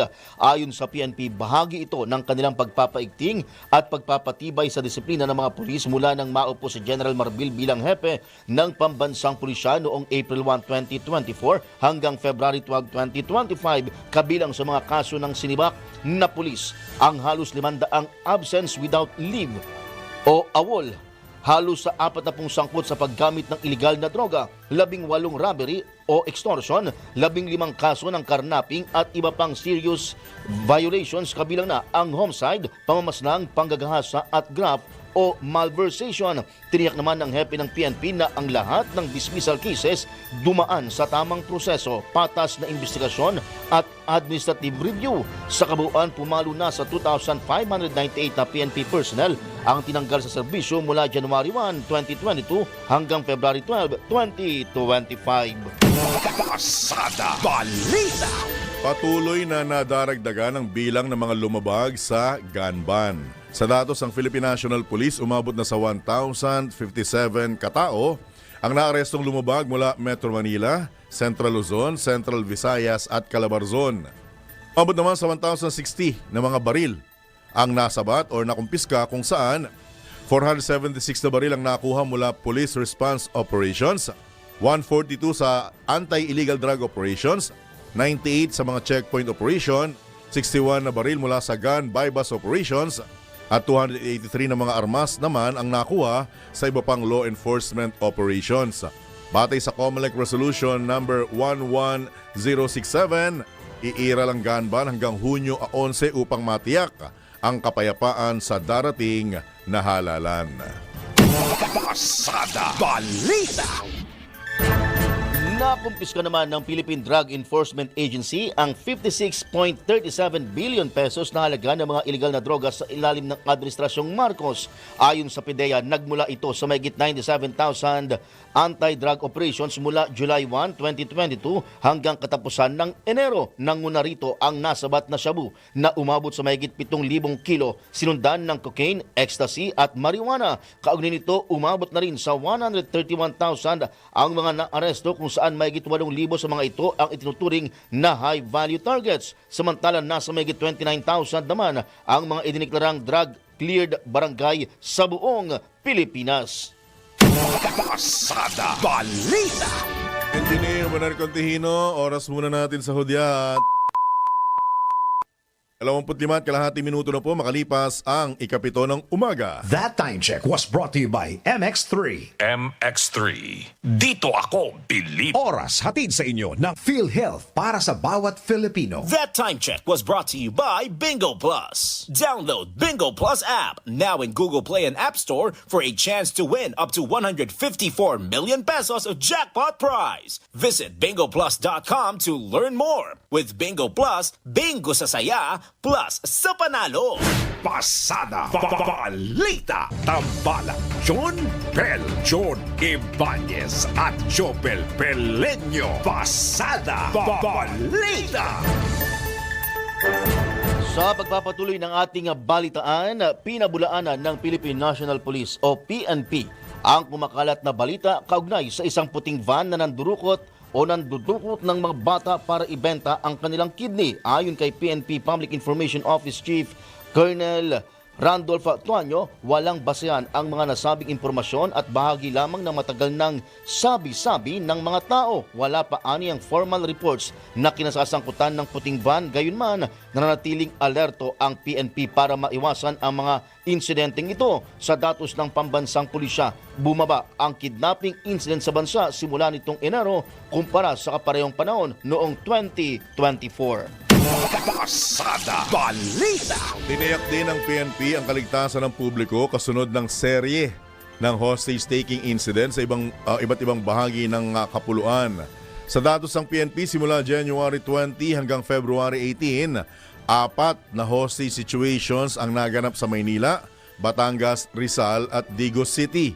Ayon mismo kay PNP Chief General Romel Francisco Marbil, nananatiling top priority ng pambansang pulisya ang kaligtasan ng mga Pilipino at patuloy nilang paiigtingin ang pagpapatupad ng batas para hindi na maulit ang mga kahalintulad na insidente.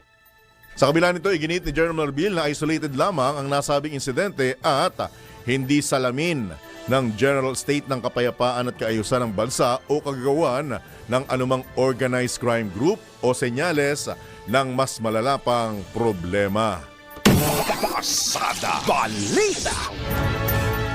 Plano namang ipatupad ng Department of Education ang revised curriculum para sa mga grade 11 at grade 12 o senior high school program ngayong school year 2025-2026. Ayon kay Education Secretary Sani Angara, maganda ang takbo ng revision ng senior high school curriculum.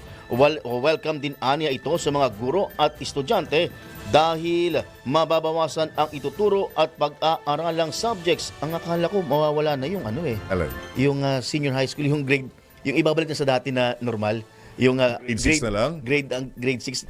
Di ba nabigyan ng issue yung ganun? Hindi, Parang pumasok.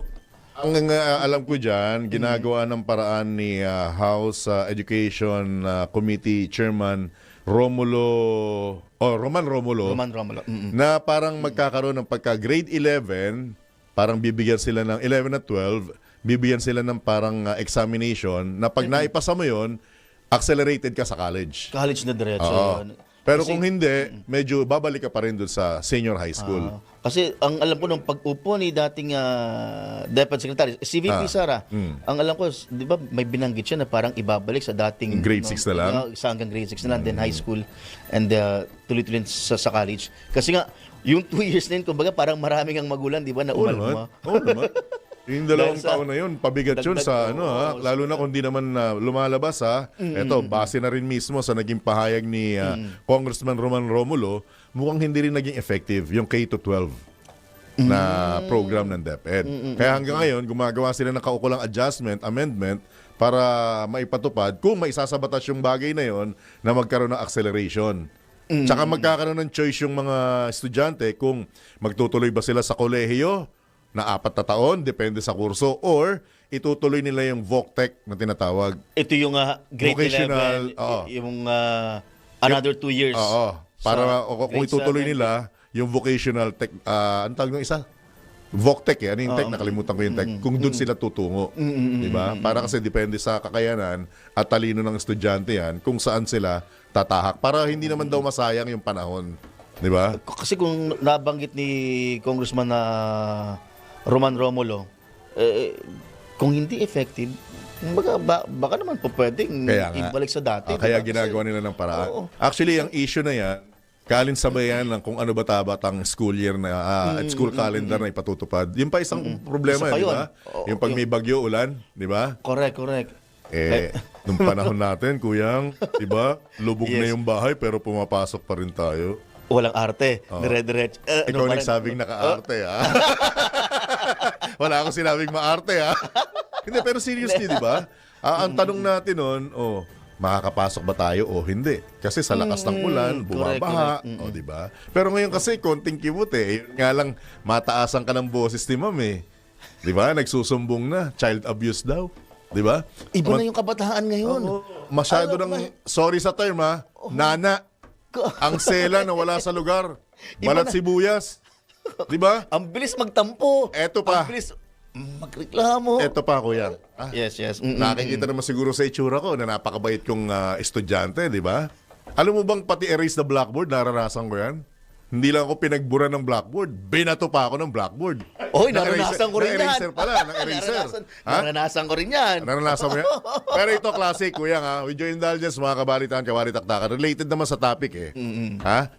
Eto, hindi ko pinagmamalaki, pero historical ito, ha? Kasi 3 kaming nuknukan ng babait na estudyante nung high school. 3 kami. Nagkaroon nga kami ng initial na Ira, eh.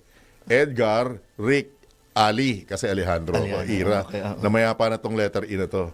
Ha? Alam nyo ba na sobrang bait namin, ha? Biglang hindi pumasok yung isang teacher namin ng matagal na panahon. Sorry to say, ang nabalitaan namin, nakunan. Dahil sa kabaitan namin 3. Di ba? Hindi ko pinagmamalaki, pero ganun ang kwento sa amin eh. Dahil sa sobrang bait naming 3, hindi nakayanan ng teacher namin. Na-pressure ng todo sa inyo. Diba? Ang bait nyo talaga pala. Ay, syempre. Yung bait. Wala ba sa mukha ko? Ha? Hindi ba obvious? Hindi. Obvious? Parang maamo eh. Ano yung sinasabi mo, Kuya Miner? Mukhang wala sa tono yung paulit niya. Hindi ko narinig. Ano yun? Oh my God.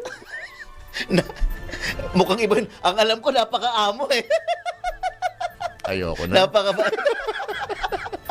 Hindi diretso natin ngayon doon sa usapin ng batang ikinakasal. Ayun. Unang-una, comprehensive sexual education. Oh. Ngayon, isisingit nyo yan sa elementary, grade 2, grade 3, grade 4, sa murang isipan. Kikilitiin nyo or gigisingin nyo yung nananahimik na, ang tawag doon, yung buhay nila. Yung inosente nila. Kainosentehan nila. Yes, oo. Gigisingin mo yung pagiging sexual. Di ba? Oh, ano ngayon iisipin mo? Ano ngayon aasahan mo sa susunod na mga panahon? Oh, ngayon 12, 13 ikinakasal. Baka bukas makalawa, 9 years old, 10 years old, meron na. Kaya nga doon sa balita natin, malamang ito na yung resulta eh. Okay doon sa napakaagang pagtuturo ng hindi pa dapat na ituro. Ako walang problema dyan, pero depende sa edad. At kung sino ang magtuturo. Dapat professional ang magtuturo dyan eh. Kasi kung halimbawa, worst scenario, isang teacher na malikot ang isipan at ibang klaseng salita ang ginamit sa terminolohiyang sex sa Tagalog. Oh, itatanim mo sa musmos yung Tagalog ng sex na ginamit mo, kung mali yung ginamit mo, habang buhay niya nang dadalhin yun eh. Correct. Diba? Yun na yung parang hanggang sa pag-uwi niya ng bahay, iisipin niya yun. Tapos kapag pagsasabihan mo siya, sasabihin ng teacher, hindi pa ganito dapat, wala pang dapat ganito, kinakailangan ganito, ganyan. Hindi nila iisipin yun eh.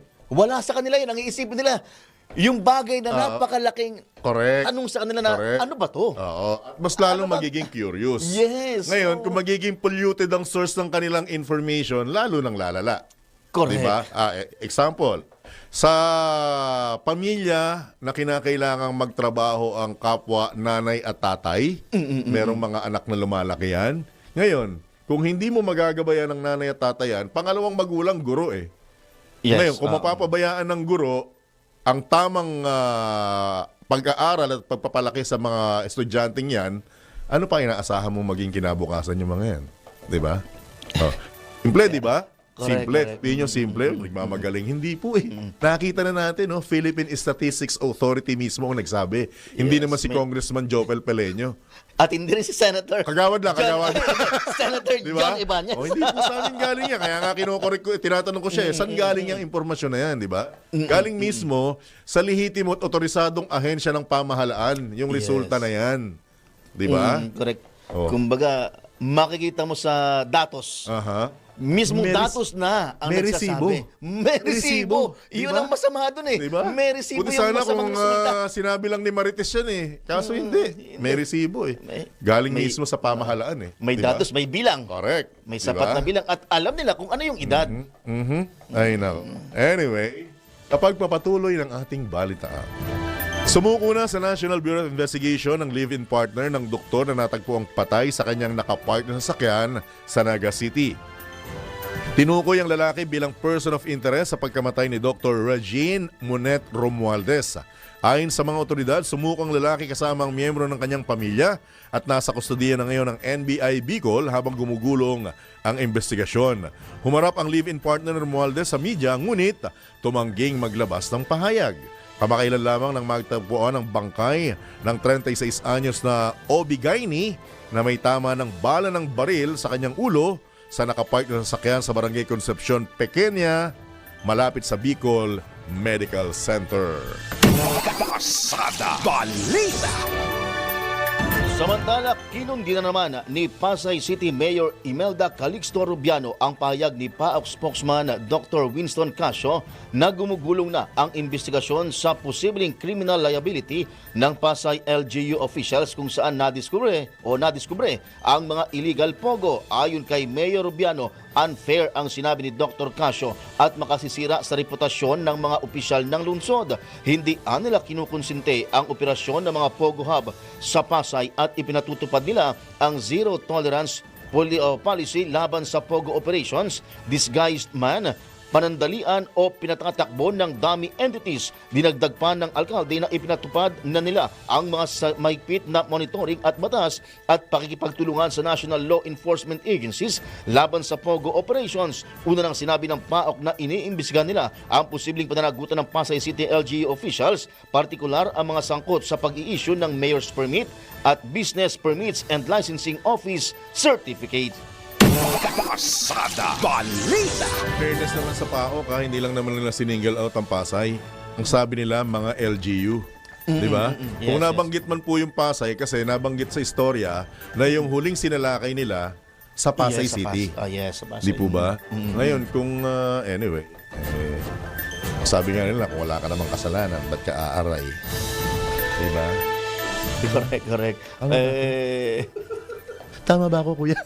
Hindi lang naman LGU, hindi lang At sa LGU, Pasay. hindi lang naman mayor. Yes, Diba? hindi lang sa Pasay merong nadiskubre nga Pogo Hub. Dami niyan. Yes, marami Meron pa yan. diba? So, relax. Relax lang. Relax. At sa kaugnay na balita, umabot na sa tinatayang 210 million pesos ang nagastos ng PAOK para sa mga nahuhuling dayuhang Pogo worker. Ito ayon mismo kay PAOK spokesman Winston Casio sa panayam ng DWIZ mula nang magsimula ang raid ng kanilang raid noong May 2023. Pumapaluan niya sa 35 million pesos kada 4 na buwan ang ginagastos ng pamahalaan sa paghahabol sa mga foreign worker. Ang budget na inilalaan natin sa bawat operasyon sa loob ng 3 to 4 months na operation po magmula sa pre-op hanggang doon sa actual deportation. In between that, yung mga pakain, kuryente, ilaw, lahat-lahat, paggamot, pagpapadala sa ospital, dentista at kung ano-ano pa man. 4 na buwan po yan. At inaabot po tayo ng 35 million per 4 months na operation po niyan. So kung nagsimula tayo noong Mayo 2023, ang komisyon ay gumastos na po ng humigit kumulang 210 million pesos. Kumpiyansa man ng PAOK na mababawi ng pamahalaan ang halagang ginastos nito upang tuluyang mawala ang mga Pogo sa Pilipinas. As of the moment, we have so many real estate properties that are under litigation and under civil forfeiture. Ilang mga sasakyan din po, ilang mga cash na kasalukuyan pong nasa mga kustodiya ng mga korte kung saan dinidinig yung mga kaso. So, kung matapos itong tinatawag na market valuation ng Anti-Money Laundering Council, kasi inventaryo, they have already been mandated to do an inventory, bilangin at magkaroon ng market valuation, kami ay confident na abutin ito ng billion-billion. Yan po ang tinig ni PAOK spokesman Winston Casio sa panayam ng DWIZ. Pasada Balita. Engineer, oras muna sa hudyat. This time check is brought to you by Fuji Denso Home and Commercial Appliances, where you get reliable, durable, and energy-saving products. Upgrade your usual appliances to Fuji Denso HD Inverter Appliances. Fuji Denso, quality above all. Upgrade your home, upgrade your business with Fuji Denso, quality above all. 47 minutes after 7 o'clock in the morning. That time check was brought to you by Fujidenzo Home and Commercial Appliances, where you get reliable, durable, and energy-saving products. Upgrade your usual appliances to Fujidenzo HD Inverter Appliances. Fujidenzo, quality above all. Upgrade your home, upgrade your business with Fujidenzo, quality above all. Oras hatid sa inyo ng Arena Plus. Sa Arena Plus, astig sa sports. Download Arena Plus app now in App Store. You can watch it also on arenaplus.ph. Sa Arena Plus, astig sa sports. Gaming is for 21 years old and above only. Keep it fun, game responsibly. Pasada Balita. Tambala, John Bell, John Ibanez at Jobel Peleño. Pasada Balita. Sa pagpapatuloy ng ating balitaan, pinayuhan ng Department of Health o DOH ang publiko na huwag matakot sa gagastusin at magpakonsulta kung may naramdamang sintomas ng sakit na dengue. Sinabi ni DOH spokesman Assistant Secretary Albert Domingo, may benefit package ang PhilHealth na nakalaan para sa pagpapa-ospital sa mga dengue patient. Aniya, maaaring i-cover ng PhilHealth ang hanggang 47,000 pesos para sa severe cases, habang hanggang 19,500 pesos naman para sa mild dengue cases. Binigyan diin ni ASEC Domingo na mas mataas ang posibilidad na makaligtas sa mga nakamamatay na sakit kung agad na matutukoy ito. Batay sa pinakauling datos ng ahensya, naitala ang pinakamataas na kaso ng dengue sa mga rehiyon ng Calabarzon, Central Luzon at National Capital Region. Pasada Balita. Inimok naman ng Philippine Medical Association si Pangulong Ferdinand Marcos Jr. na makialam at pabilisin ang pag-aproba sa mga bagong bakuna laban sa dengue sa gitna ng tumataas na kaso ng nasabing sakit. Ayon kay PMA Ad Hoc Committee on Dengue Advocacy Chairperson Dr. Erica Tanya Davillo, bagamat alam nila na malaki ang alalahanin ng mga Pilipino sa bakuna dahil na rin sa issue ng Dengvaxia, may mga bagong bakuna naman na tiyak na epektibo at ligtas. Tinukoy pa ng PMA ang Q-Denga ng Japanese pharmaceutical company na Takeda na aprobado ng 40 mga bansa at isa sa 2 dengue vaccines na aprobado ng World Health Organization. Pasada Balita. Balitang pangkalakalan. Sa latest ng Filipino Mirror, pinalawak pa ng Japanese firm P-IMES Corporation ang manufacturing operations nito sa Pilipinas sa pag-invest ng karagdagang 1.8 billion pesos. Ayon sa Philippine Economic Zone Authority, naglalayong dagdagan ng expansion project ang production capacity ng medical equipment suspension assembly nito sa pasilidad sa Cavite Economic Zone. Noong nakarang Enero o Pebrero 13, lumagda sina PEZA Director General Tereso Panga at P-IMES President Tetsuya Matsuzaki sa isang registration agreement para sa nasabing proyekto. Pasada Balita. Mga balitang dapat alam mo kahit sa labas ng bansa. DWIZ Balita sa ibang bansa. I-turn over na ng Hamas pabalik sa Israel ang labi ng 4 nilang bihag ayon sa Hamas. Kabilang rito ang labi ng mag-iinang sina Shiri Bibas at mga anak nitong sina Fear at Ariel. Iginiit ng grupo na namatay ang pamilya Bibas ng atakin ng Israeli forces noong November 2023. Nabatid na ito ang unang pagkakataon na nag-release ng ang Hamas ng mga namatay na bihag simula nang maging epektibo ang ceasefire deal. Pasada Balita. Sa mundo ng palakasan, ang latest malalaman sa DWIZ Sports News. Agwakas na ang 12-win streak o 12 years win streak ng Gilas Pilipinas kontra Chinese Taipei sa FIBA Asia Cup qualifiers. Sa score na 91-84, nabigo ang Gilas na patumbahin ang koponan ng Chinese Taipei. Bagamat dikit lamang ang laban, hindi napigilan ng koponan ng Pilipinas ang shooting ni Ting Chen Lin na siyang nagselyo ng panalo para sa kanyang koponan. Git naman ng Gilas coach, head coach Tim Cohn, napanatili ng kupunan ng Chinese Taipei ang kanilang composure sa kasagsagan ng laro na tingin niyang nagpanalo sa nasabing kalaban. Pasada Balita. That news update was brought to you by Arena Plus. Sa Arena Plus, astig sa sports. Download Arena Plus app now in App Store or Google Play. You can watch it also on arenaplus.ph. Pasada Balita. Balitang pangkalusugan.